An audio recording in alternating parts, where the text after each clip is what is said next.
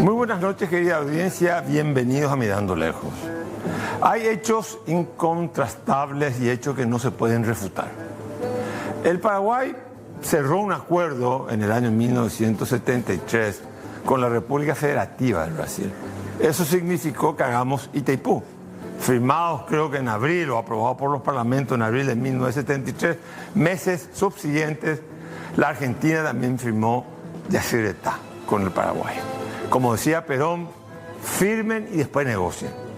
O sea, hay un entendimiento, un emprendimiento de generación energética y yo diría un origen de integración energética muy importante con el Brasil. En varios momentos de este editorial hemos señalado la trascendencia que tiene Brasil para nosotros como país vecino, como país que es nuestro destino principal de nuestras exportaciones, como país con el cual generamos energía eléctrica, tenemos problemas fronterizos, tenemos que combatir juntos contra el crimen organizado. En ese sentido, yo creo que si miramos atrás, retrospectivamente atrás, tenemos que reconocer la habilidad en aquel entonces de los cancilleres, creo que en ejercicio estaba, estoy seguro, Raúl Sapena Pastor, y también, ¿por qué no?, del general Stroessner, de saber manejar una suerte de política pendular con respecto al Brasil y a la Argentina, con respecto a la negociación aguas arriba, aguas abajo, o sea, ¿quién tiene el derecho hay un derecho discrecional sobre el uso de las aguas de los ríos interiores, que no es agua salada, agua dulce, pero los brasileños manejan agua arriba, Argentina aguas abajo y nosotros estábamos de paso. Se negoció muy bien, hasta se llegó a un acuerdo tripartito en octubre de 1979 con respecto al uso, a la racionalidad del uso de las aguas del río Paraná. ¿Qué quiero significar con todo esto? No quiero hacer historia. Quiero significar que Brasil para nosotros es un socio, es un vecino. Y estamos en un vecindario en donde nosotros no nos podemos mudar de él. Y estamos en un vecindario que tiene un marco jurídico que se llama Mercosur, con sus luces y sombras. Mercosur existe, de hecho hubo una última reunión la semana pasada entre los 4 presidentes de América Latina, que integran el Mercosur, perdón.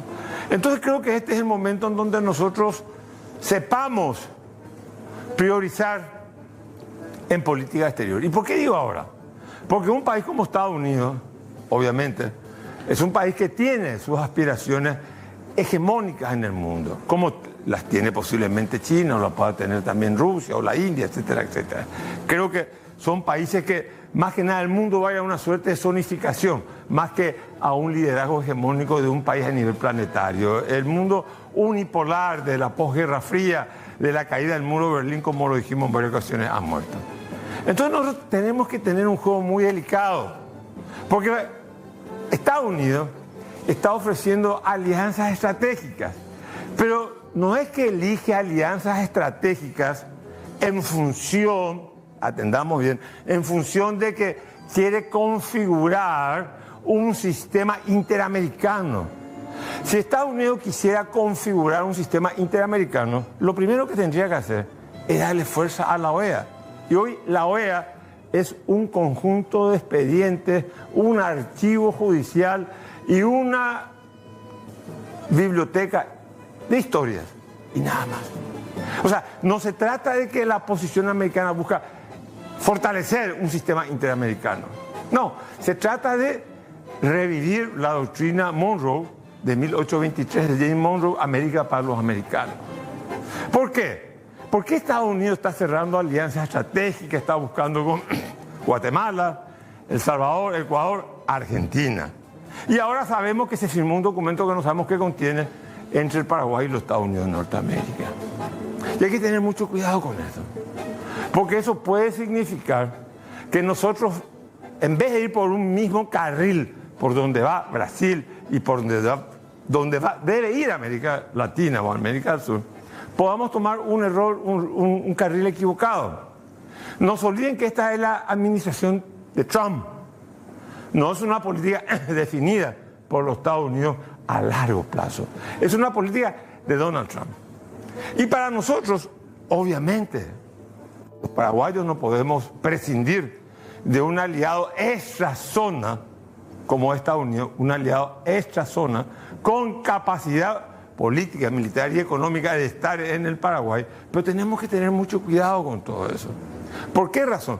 Porque en la medida que nosotros cerremos un acuerdo económico que permita que todos seamos un mercado y que hay que ver las condiciones que están poniendo, que afecte a la industria farmacéutica, que afecte a la industria de alimentos, nacional estoy hablando, nosotros estaríamos perdiendo. Hoy Europa está viviendo de nuevo no una pandemia, una epidemia de gripes. Y esperemos que el sistema sanitario europeo no colapse, como colapsó con la pandemia. Pero Europa puede atender a sus pacientes porque tiene medicamentos y tiene infraestructura sanitaria. Nosotros no podemos enajenar lo que hemos ganado en soberanía industrial y en soberanía financiera.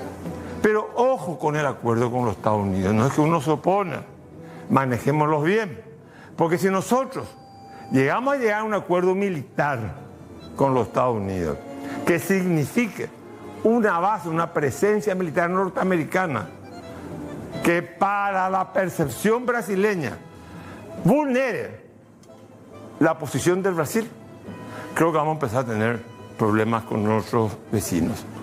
Y de hecho, es un desaguisado lo que pasó en la inauguración del puente de la amistad, no del puente de la amistad, no sé cómo se llama el puente ahora del presidente Franco, en donde no coincidieron Santiago Peña y Lula, algo inusual en el mundo. Se inaugura una obra compartida por dos países y sin embargo los presidentes no coinciden por sus horarios.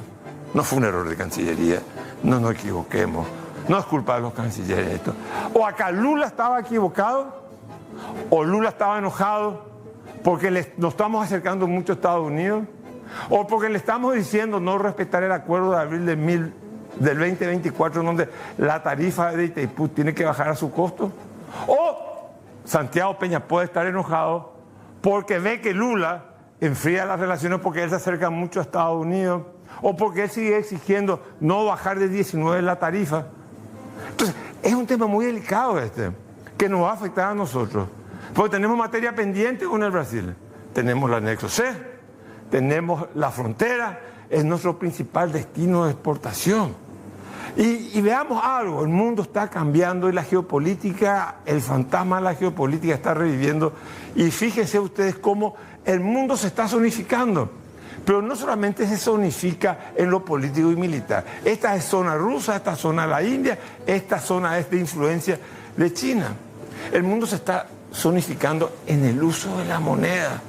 El dólar ha perdido su valor a nivel universal. El petrodólar, por el cual Arabia Saudita compraba quien quería comprar petróleo de Arabia Saudita tenía que hacerlo en dólar. Y había un acuerdo con los Estados Unidos que se rompió en el 2024. Ahora Arabia Saudita compra o vende petróleo y los chinos le pagan en yuan. Y le vende a la India y en rupia. Y le vende a Turquía y le pagan en lira. El dólar está perdiendo su hegemonía monetaria mundial. Y eso quiere decir que el mundo está cambiando y que hay un eclipse de los Estados Unidos de Norteamérica.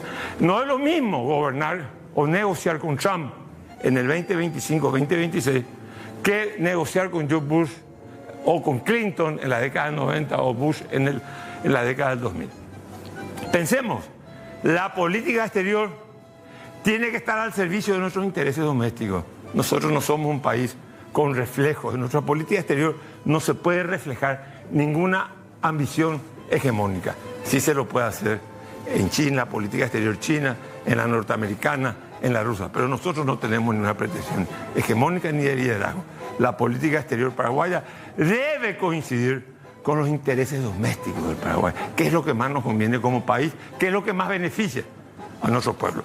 Hoy tenemos un programa, como siempre, especial, un análisis de fin de año, con dos grandes analistas y amigos, que yo respeto y admiro mucho. César Barreto, exministro de Hacienda, Alberto Acosta Galvarino, de Dende. Muy buenas noches, amigos, un placer. ¿Cómo está, Carlos?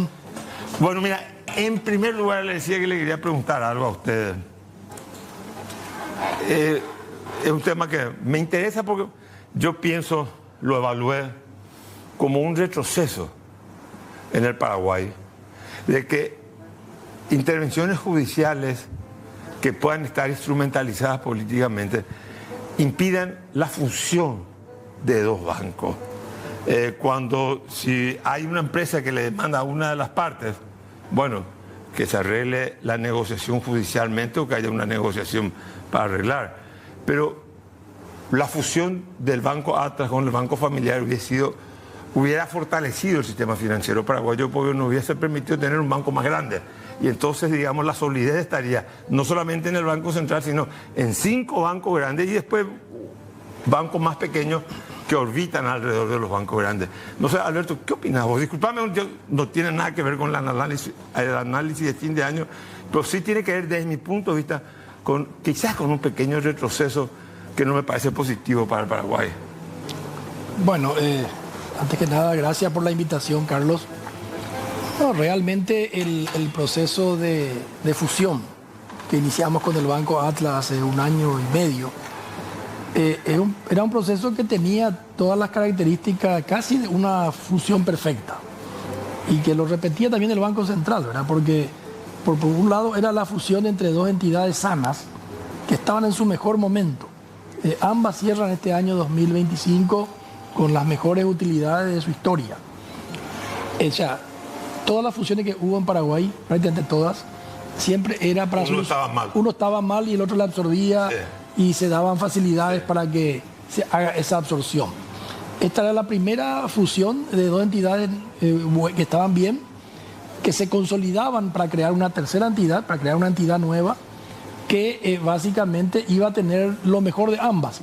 Ahí también era muy buena esta fusión por el hecho de que eran dos entidades, además de sanas, muy complementarias. O sea, un banco familiar más minorista, masivo, un banco Atlas más corporativo, más enfocado al sector agrícola. La suma de eso daba un banco mucho más grande y daba un banco muy diversificado, que es lo que se quiere. Entonces parecía que esto iba a avanzar rápidamente y en el proceso comenzaron a aparecer los problemas legales, básicamente impulsada por esta empresa proveedora de software, ¿verdad? Que fue poniendo obstáculos en cada paso del proceso. A cada paso primero hubo... Pero digamos, ese tipo de cosas tiene que evaluar el Banco Central, porque me está hablando que los dos bancos son sólidos, digamos, son uno larga tradición familiar y el otro, o sea, ¿había alguna cuestión técnica bancaria? No, ninguna, no, eran todos temas legales vinculados a un problema contractual entre Atlas y este proveedor, donde reclamaban ciertos incumplimientos del tema del software, ¿verdad? Era un tema particular, ¿verdad? No tenía que afectar la fusión, realmente, pero fue afectando porque sabemos que la justicia aquí salieron varias cautelares en las cuales impedía que ciertas cosas que se querían hacer se puedan hacer, y esto terminó realmente con una medida cautelar que realmente digna de récord Guinness, en que un juez de primera instancia le ordena al Banco Central a que no apruebe una fusión, que no tiene nada que ver con el problema de fondo, principal. O sea que la autonomía, se escamoteó la autonomía. Sí, definitivamente, porque finalmente si había un problema entre esta proveedora de software con el Banco Atlas y reclamaba, y hay de hecho un arbitraje que está discutiendo eso. Si había problemas, eso se resolvía aparte. Y ganaba esta proveedora, podía reclamar al banco consolidado, al banco nuevo. Claro. Porque el banco nuevo asume todos los derechos y obligaciones de los dos bancos. Todos los pasivos están ahí, todos los ahorristas que tienen su dinero.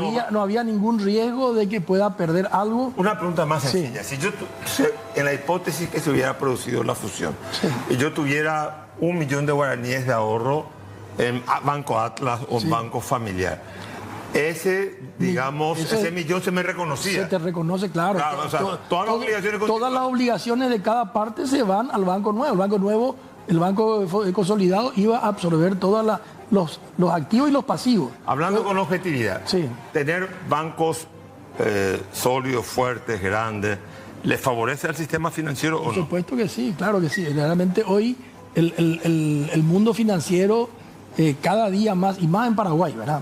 Por diferentes motivos, ¿verdad? Uno es el tema de que la economía paraguaya ha crecido mucho. Te quiero hacer una pregunta, Sí. Victoria, discúlpame. Sí. En el año 95, ¿cuántas instituciones financieras teníamos? Éramos, creo, 2 millones de habitantes o casi 3 millones de habitantes. En el año 95, cuando comenzó la crisis, prácticamente había 100 entidades. ¿Y hoy cuánto hay? Y hoy hay 20 y poquitos. Eso es mejor, ¿verdad? Y claro, hay menos jugadores, pero son más grandes, Más sólidos. grandes, Más solvente. más solventes, más profesionales, porque en la medida que sean más grandes también pueden tener gente de mejor nivel, con más tecnología, ¿verdad? Sin duda alguna el sistema se ha ido consolidando en menos jugadores, menos entidades. Pasó en Estados Unidos también. Pasó en el mundo entero, ¿verdad? Bueno. Pasa en el mundo O sea, entero. fue un error. O sea, convengamos que fue. Sí, definitivamente fue lamentable. No sé si fue Pero lamentable. ya está ya parada la fusión o estamos en no, estado. ha terminado, la fusión tenía un periodo de tiempo para concretarse, pero tampoco este es un proceso que no puede durar toda la vida. Claro. Es un momento, es como un proceso que cuando ocurre hay mucha inseguridad de todo el mundo, tiene que ser un proceso corto. Pero digamos, vos esto ya terminó ahora.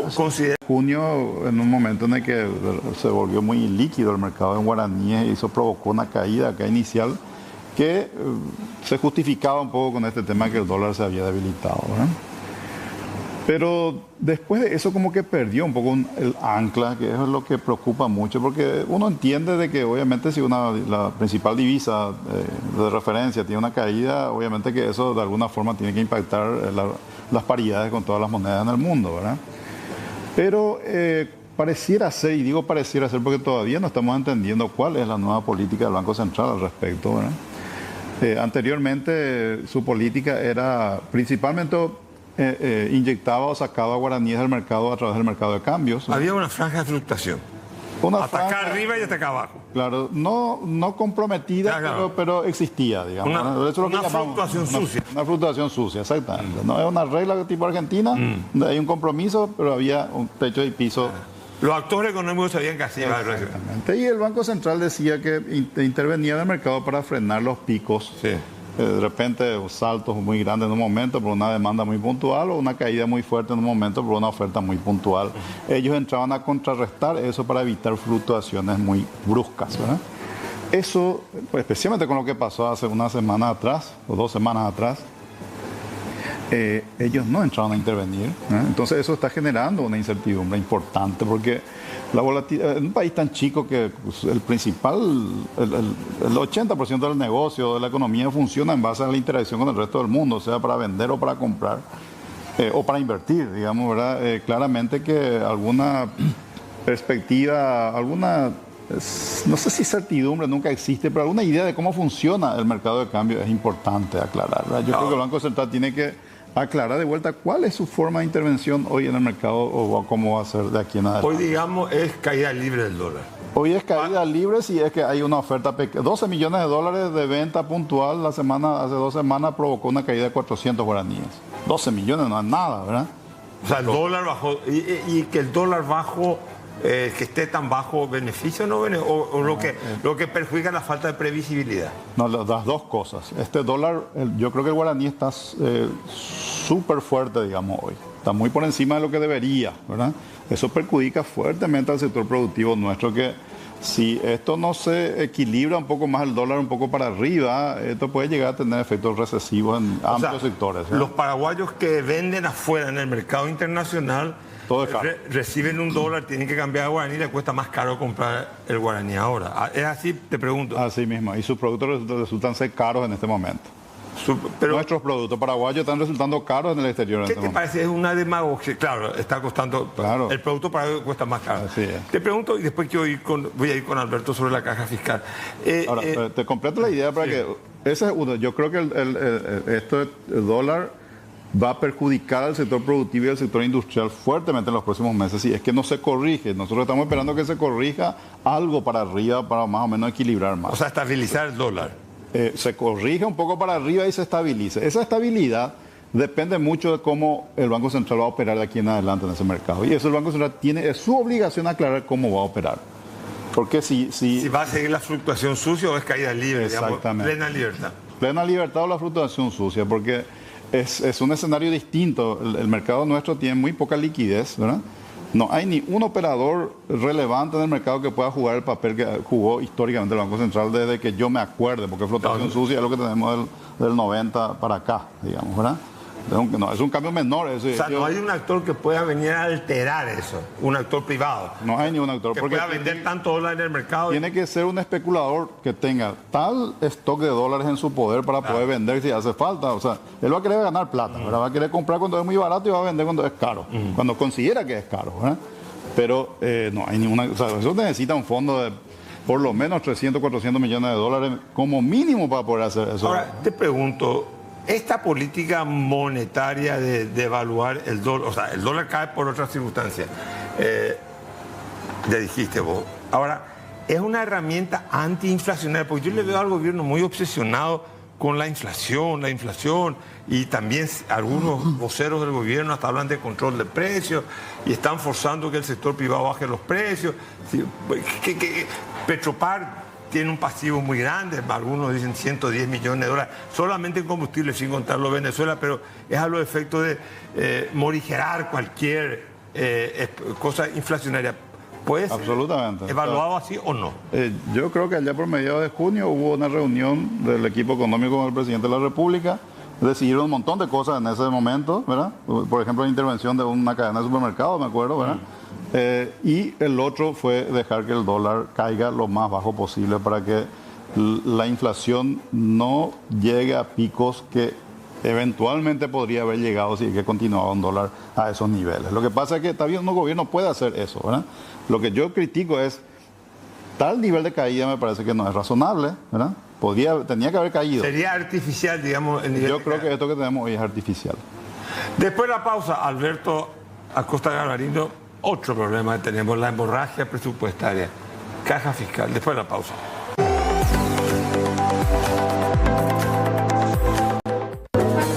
Bueno, seguimos con Alberto Acosta Galvarino y César Barreto. A ver un poco. Tenemos dos cosas que hay que reconocer, ¿verdad? Fue un gran logro, no de este gobierno, una continuidad en la política del grado de inversión. Y en segundo lugar tenemos el problema, eso fue una cosa beneficiosa, creo yo. Y después tenemos el problema de la caja fiscal, que el gobierno nos había anunciado que a fin de año iban a presentarse. Ahora no hay parlamento. No hay parlamento hasta el 1 de marzo, o sea, no se va a tocar el tema de la caja fiscal. Se está chutando la pelota hacia adelante. Respondeme las dos cosas, por favor. Bueno, yo escribí el domingo justamente, el año pasado, escribí un artículo sobre el tema de grado de inversión. Creo que claramente es una muy buena noticia. Es un hecho realmente muy importante. ¿Qué significa eso? ¿Qué efecto va a tener? Para que la gente entienda, ¿no? Sí. Bueno, lo que hay que entender es que en el mercado financiero, en el mercado sector internacional, donde se venden bonos de Paraguay, de Chile, de Colombia, de Europa, de Estados Unidos, donde hay papeles que están ofreciéndose en el mercado, los compradores de esos bonos, los inversores que van a comprar esos papeles, necesitan una orientación de cuán riesgoso es un papel, cuán riesgoso es un bono, cuán riesgoso es que no me pague, o sea que si yo compro, después no pueda cobrar. Bueno, para eso existen las calificadoras de riesgo. Hay 3 en el mundo, Standard & Poor's, Fitch y Moody's, ¿verdad?, que califican y le dicen, los bonos de Chile tienen este riesgo, los bonos de Argentina tienen más riesgo, ¿verdad?, y le ponen una nota, esa nota es la que determina si el papel ese es riesgoso o no es riesgoso. Bueno, se refleja en la tasa de interés, entonces. Claro, se refleja no solamente en la tasa de interés, se refleja en el apetito que tenga el inversor de comprar. Claro. Si a mí me dice que ese papel es riesgoso, ese bono es riesgoso, a lo mejor no quiero comprar, ¿verdad? Aunque tenga una tasa de interés muy alta. Entonces, eso pasaba con Argentina. Los papeles de Argentina, por más que tenía había descuentos muy altos, realmente muchos sectores, sobre todo estos fondos de inversión que tienen su reglamento para invertir, fondos de inversión, no invierten en ciertos papeles con cierto riesgo. Entonces, volviendo al tema de la pregunta, cuando te califica te da una nota. A partir de cierta calificación pasa a un grupo llamado grado de inversión. Lo que están por debajo de esas son grados especulativos, se llama. Son papeles que el que compra eso está especulando.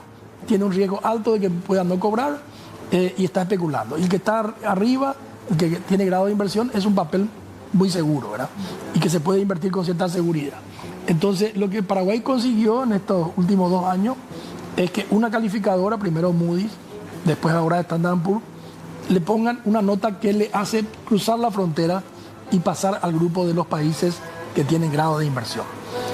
Eso tiene como ventaja de que muchos fondos, sobre todo de inversión, que no están dispuestos a financiar a alguien que está en el sector especulativo, ahora sí estén dispuestos a financiar a Paraguay, ¿verdad? O sea, va a haber más oferta de crédito en ese sentido. Y más barato el crédito. Y también porque el riesgo es menor, entonces también debería ser más barato, ¿verdad? Las tasas. Las tasas. ¿Quiénes van a aprovechar eso en forma más rápida? Uno, el Estado mismo, pues el bono soberano, claro, que ahora tiene esa calificación, puede conseguir emitir eso y conseguir, diríamos, mejor financiamiento. Puede hacer un esquema de refinanciación de la deuda vieja, que a lo mejor está con nuevas tasas. Con nuevas tasas, podría, eso es un tema que hay que analizar. Pero el Estado es uno de los beneficiarios de esta calificación que tenemos ahora. El otro va a ser el sector financiero. Ahora, sí, déjame, ahora vos me estás diciendo que el Estado se beneficia. Sin embargo, nosotros porque vemos... puede acceder, sí. Nosotros vemos que el presupuesto está, el déficit fiscal que siempre le preocupaba a César, que había que bajar a la ley de responsabilidad fiscal gradualmente, etcétera, etcétera. No shock, sino, no terapia de shock, sino de ajustes paulatinos. Vemos que se llega a 1,9, pero sin embargo, si sumamos todo el abultamiento que tiene la deuda, los proveedores del Estado, algunos dicen que el déficit es de 4. Sí.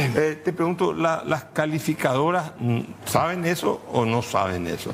No, claro que saben. ¿O 4 es poco, un déficit bajo? No, ellos saben la tendencia, saben que venimos de un 6 y pico, que venimos bajando, confían mucho también en la administración del Estado, que está comprometido a ir reduciendo el déficit. O sea, hay muchos elementos entran en esa calificación. Entran elementos financieros, entran elementos institucionales, muchas cosas entran. Paraguay siempre tuvo una calificación no tan buena por el hecho institucional justamente, ¿verdad? Pero volviendo al tema de tu pregunta, realmente es una buena noticia. Vamos a partiendo de ahí. Pero no es la varita mágica. No es que por tener esa nota ahora van a venir a raudales los capitales a Paraguay. Eso no se va a dar. Va a venir primero tal vez con mejores tasas para el Estado, tal vez vaya más disponibilidad para el sector financiero. Los bancos pueden emitir afuera bonos y endeudarse afuera. Eso que se endeudan, lógicamente, se va a plasmar en más crédito acá localmente. El crédito va a crecer posiblemente. O sea, y después de a poco las empresas van a ir entrando, van a ir emitiendo afuera, ¿verdad? Pero para eso hay que saber que este es un mercado que requiere tamaño. Una empresa pequeña no puede ir a emitir 10 millones o 20 millones de dólares. El monto mínimo está por los 300, 500 millones, ¿verdad? O sea, este es un mercado para grandes empresas, para bancos y para el Estado, ¿verdad? Ahora, yendo un poco con respecto a los pasivos que tiene el Estado a nivel local. Porque acá se está dando, el subsidio generalmente da el Estado a los sectores vulnerables de la sociedad, o se subsidia un sector de la industria que hay que desarrollar. Son políticas, ¿verdad? Digamos, en determinado momento de la historia, todos los países lo han tomado. Ahora, acá se da un proceso inverso. Es el sector privado el que está subsidiando al Estado, por ejemplo, en un caso concreto, la caja fiscal, o en el retraso del pago de los proveedores, donde, por ejemplo, no hay interés en la industria farmacéutica o en donde en la industria de la construcción aparentemente no se van a reconocer los intereses o se están negociando los intereses. O sea, el sector privado subsidia al Estado. Es una lógica inversa, una lógica inversa a lo que es la lógica del subsidio, que el Estado le subsidia al sector privado o a los particulares. Aquí es al revés. ¿Qué está pasando, César? Bueno, a pesar de eso que está en conocimiento de las entidades calificadoras también, que vienen más o menos cada 6 meses a hacer entrevistas varias aquí para conocer la situación, A pesar de eso, el Standard & Poor's ha otorgado el grado de inversión también en estos días, ¿verdad? La caja fiscal es un problema estructural de largo plazo que ya venimos hace bastante tiempo, después de una breve corrección que hizo Dionisio Borda ya por el 2003-2004. Sí, yo era presidente, me acuerdo. Claro, rápidamente los maestros, qué sé yo, empezaban a perforar de vuelta y hoy estamos en una situación mucho más difícil que en el 2002-2003. El déficit de la caja fiscal está llegando casi a los 400 millones de dólares por año. 2028 dice que pasa 600 millones de dólares.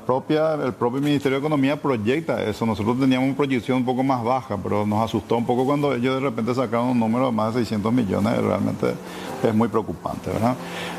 Había un compromiso del gobierno de Santiago Peña y del propio ministro de Economía de que iban a presentar ellos y hacer aprobar la reforma de la caja fiscal este año.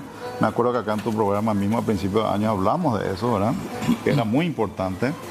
Lo que yo estuve con el ministro de Economía hace unos días atrás conversando del tema y él me dijo que va a enviar el proyecto de ley.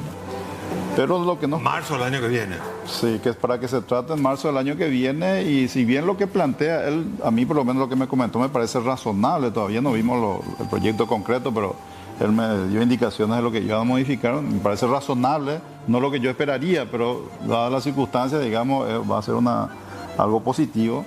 Pero nos preocupa la situación política electoral que va algo que impacta. El año electoral es justificación para no hacer lo que el Paraguay necesita que sea. No es ninguna justificación, pero la experiencia a uno le dice que discutir temas que afectan sustancialmente los intereses de los funcionarios públicos 2 o 3 meses antes de las elecciones es una cuestión de realpolitik, digamos. ¿Verdad? No, vamos a ver, si me sorprenderían si es que lo aprueban. Ojalá, yo espero que lo hagan porque necesita el país eso, ¿verdad? No por este año, para los próximos 1 o 2 décadas por lo menos, ¿verdad? ¿Y si no lo hacemos?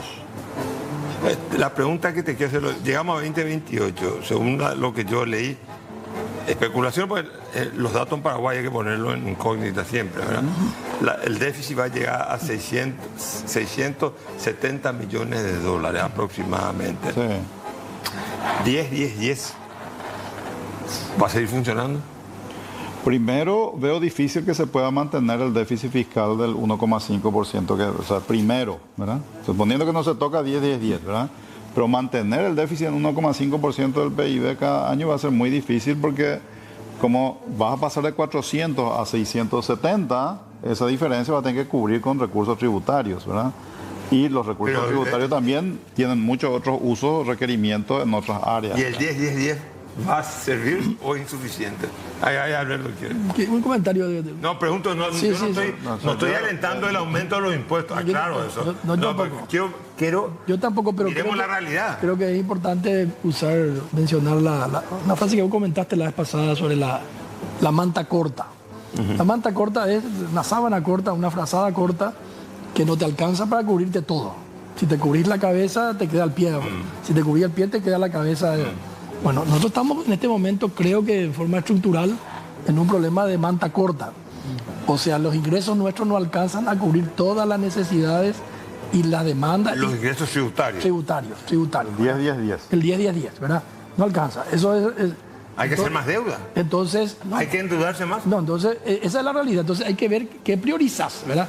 ¿Qué priorizas? ¿Me tapo la cabeza o me tapo el pie o me tapo...? Algo va a tener que sacrificar. Y si no quieres sacrificar porque están en años políticos. Porque después ya viene el año político para la presidencia. Pero también tocar el 10 también es un problema político. ¿No? Entonces aquí sí que le estás regalando un presente griego. Yo lo que quiero dejar instalado es que en primer lugar hay un problema de manta corta. O sea, que hay un problema. Entonces, no alcanza lo que hoy se recauda para cubrir la demanda enorme que hay de infraestructura que necesitamos, de salud que necesitamos, educación que necesitamos, de seguridad que necesitamos. No me diga que podemos llegar a lo que dijo Milei, no hay plata. El próximo presidente puede llegar y decir, no hay plata. Claro, esa es una opción como la que hizo... 99,9% de probabilidad te digo que vas a llegar con esa frase. No hay plata. Bueno, ahora, tenemos que no la pausa, porque a mí me deprime. ¿Qué hizo Milei? Cortó todas las inversiones prácticamente, ¿verdad? Claro. Entonces, ¿qué están haciendo ahora? ¿Qué dice? ¿Qué están haciendo ahora? Bueno, nos vamos a la pausa, volvemos enseguida.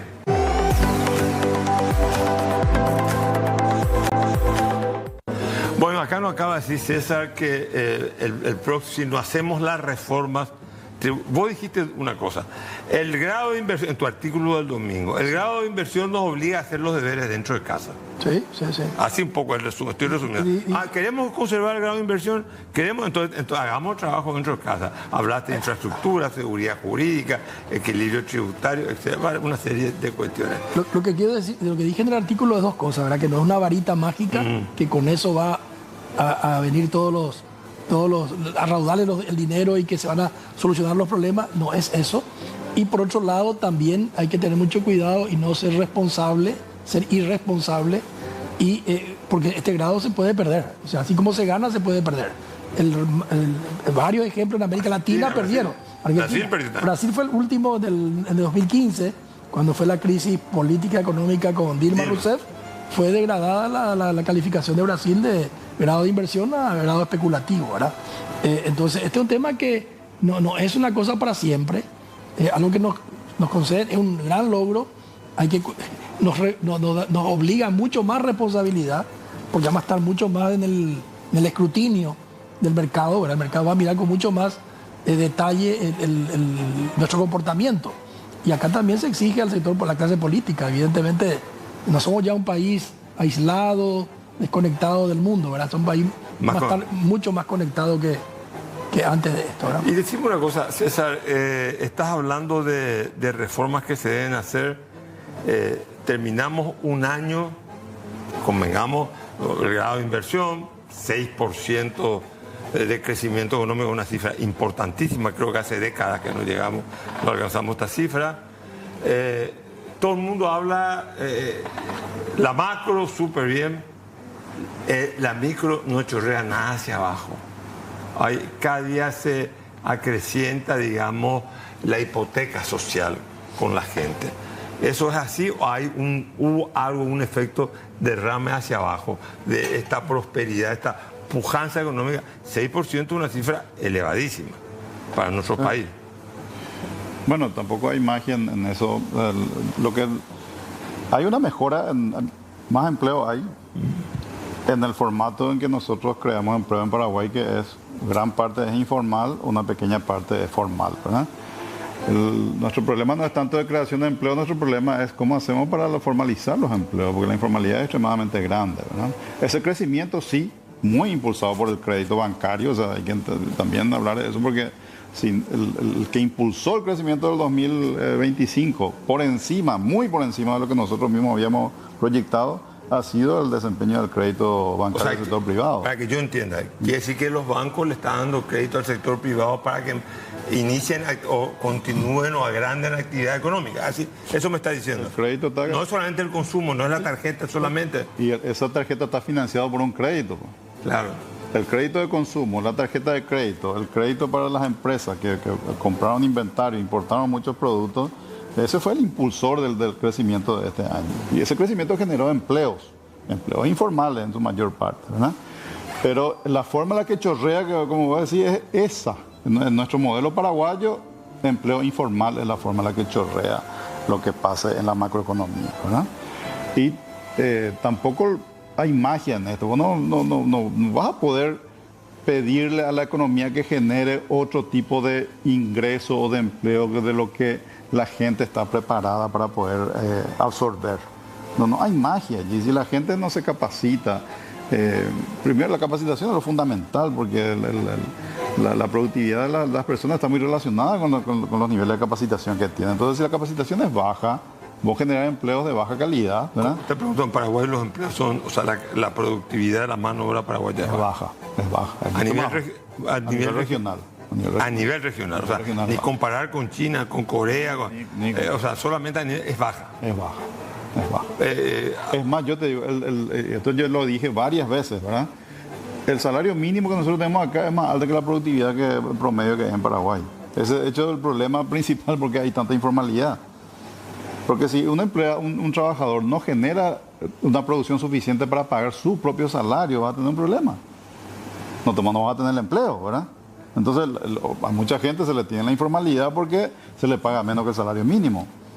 El salario mínimo hay una pequeña proporción todavía que gana en Paraguay. O sea, son temas estructurales que no se resuelven con leyes, buenas intenciones, discursos ni promesas electorales. ¿Cómo se resuelven? Se resuelven atacando el problema de fondo, capacitar a la gente, ¿eh? Y crear regímenes laborales que sean más inclusivos y no exclusivos. O sea, a ver, eso suena lindo. Sí. Eso quiere decir mayor flexibilidad en la legislación laboral. Tenés que reducir los costos de contratación y despido. Son altos en Paraguay. Eso hay que hacer. Eso hay que hacer, claro. Lee mis artículos, escribo eso. No, yo te leo siempre, pero para que las hace 25 este años. programa ven mucha gente, entonces no sé si... yo conozco tu posición, pero es eso. Capacitarle y reducir los costos, especialmente los costos adicionales, porque los costos adicionales son los que te generan finalmente una inviabilidad en el tema de la formalización. En tu artículo el domingo también hablaba en nubarrones, no sé, o te leí algo de la gobernabilidad también, que estaba hoy bajo sospecha o se vuelve más vulnerable. La gobernanza, no sé si te escuché hablar o te leí con respecto a ciertas reservas, con respecto a que la gobernabilidad en el 2026, en términos de estabilidad, para que Santiago Peña envíe una ley al Parlamento y sea facturada por el Parlamento, parece que vos ponentela a juicio que eso hay una suerte de descomposición en la... No, lo que hablaba César recién y también hablaste vos, claramente nosotros tenemos un periodo presidencial de 5 años, de los cuales 2 años no hay elecciones.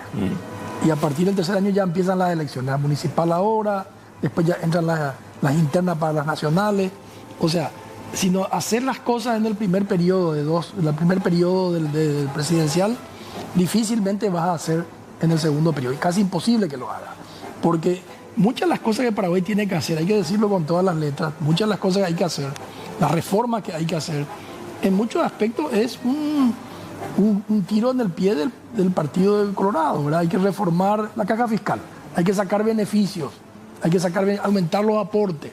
Eso tiene un costo. Alargar el trabajo. Tiene un costo porque afecta al futuro. Es cierto que hay machos que se jubilan a los 40 años. Sí. Los 40 no sé, pero 43, 44 años de edad sí. ¿Y cuánto viven después del promedio? ¿Hasta 78 años, 79? Las mujeres tienen un promedio de vida de 78 y los hombres de 72. En promedio más o menos 75. ¿verdad? O sea que hay que pagar y ya no trabajan. Muchas de las aportaron menos años que los años de vida que le queda que el Estado. Así es. Muchas de las reformas que hay que hacer del Estado afecta a ese funcionariado público que hoy tiene un montón de beneficios que no son posibles de sostener. Son imposibles de sostener.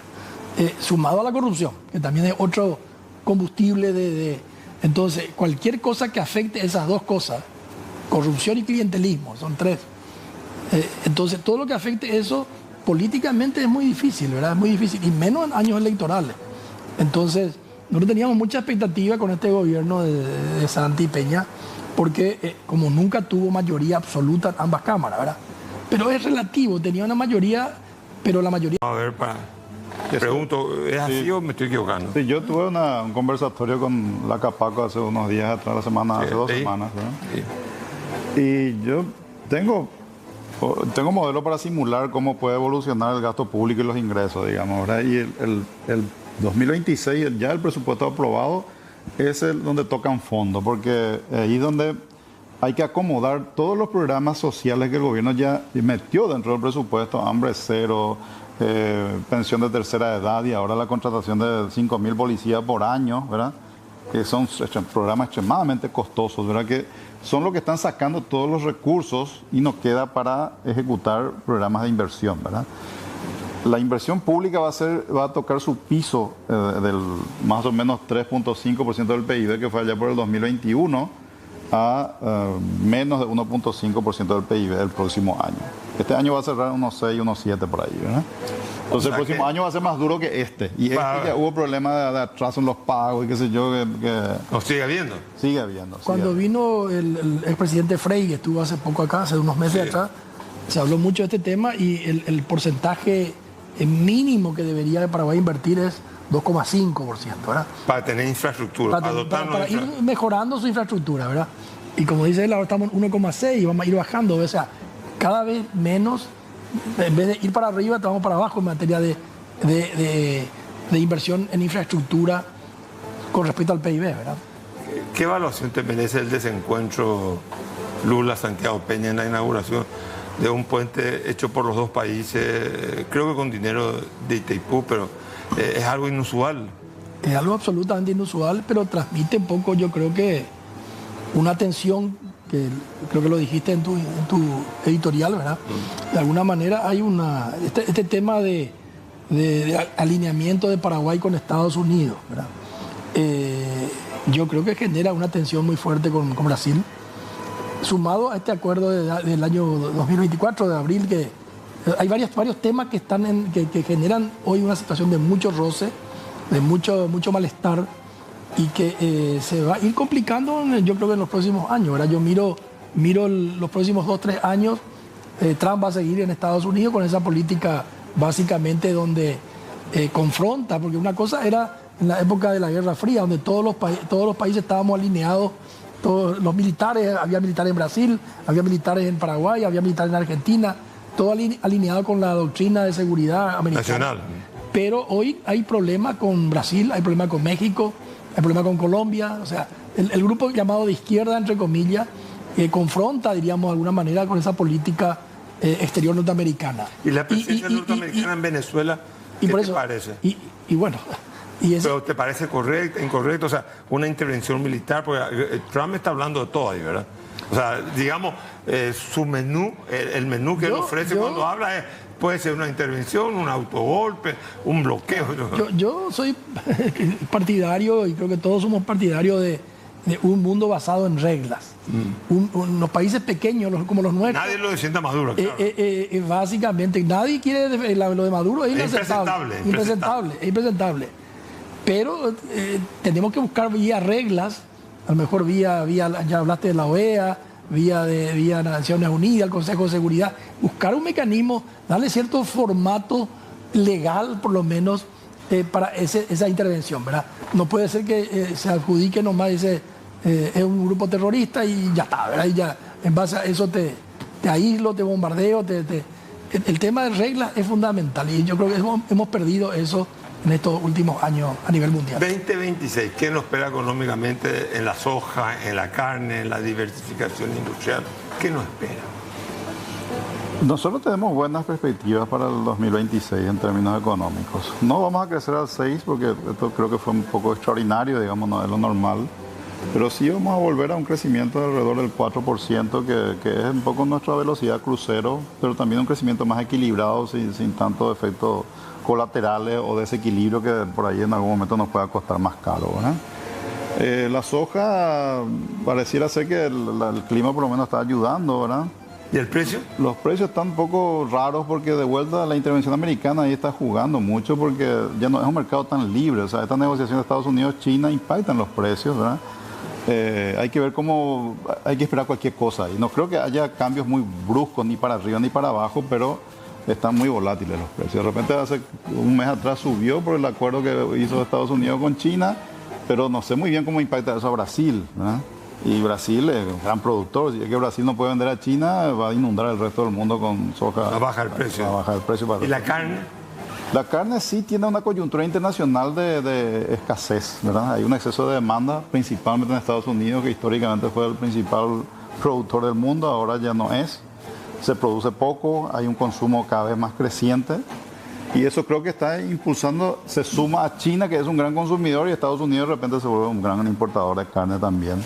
Y eso impulsa los precios para arriba. O sea, es bueno para los productores, para los consumidores hay que adaptarse a esa nueva realidad, porque eso va a durar un buen tiempo, no se resuelve en 6 meses, ¿no? Alberto, no tenemos que ir corto, por favor, cortito. Digamos, el 2026 podemos ser optimistas en lo económico, pero hay una suerte de sesgo pesimista en lo político. Yo creo que la reforma que ambicionamos, que necesitamos, no se van a poder dar, ¿verdad? Esa es la parte pesimista. Pero somos pesimistas en lo político en el sentido que no va a haber una política que lidere. No, claramente, porque estos años que vienen, que son electorales, yo creo que las reformas no van a ser posibles. Y me preocupa mucho nuestra política exterior, ¿verdad? El año que viene hablamos de eso. Como diría mi amigo Humberto Rubín,